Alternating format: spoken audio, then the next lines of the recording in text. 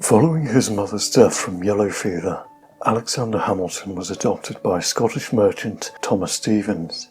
His son, Edward Stevens, became best friends with Alexander.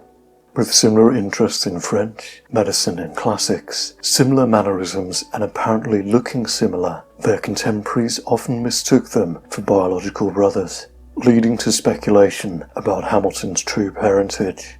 Hamilton would later travel to the mainland, becoming a core part of the American Revolution and helping to shape much of the US government and financial system. Whilst he largely shunned his adolescent years, Hamilton kept in regular contact with only one person from his childhood, Edward, who he refers to as Ned in their correspondence, such as in a letter dated 11th of November, where Hamilton confesses his ambitions, wishing to leave the island and proclaiming his desire for a war upon which he could prove himself. Later, Edward Stevens studied medicine at Edinburgh, graduating with a dissertation on gastrointestinal digestion. He isolated human gastric juice, confirming that this is what caused digestion.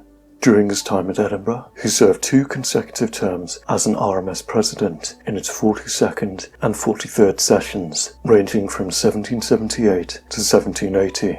He returned to St. Croix in 1783 and established a successful practice before venturing to the US following the death of his wife.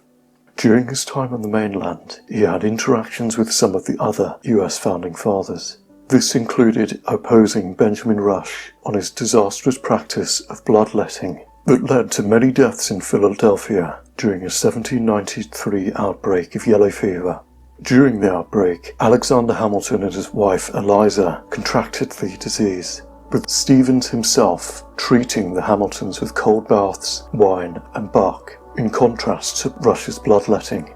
Whilst neither method was effective, Stevens' method had the advantage of not draining the patient's blood, and Hamilton would proceed to defend his friend's methods in a letter to the College of Physicians.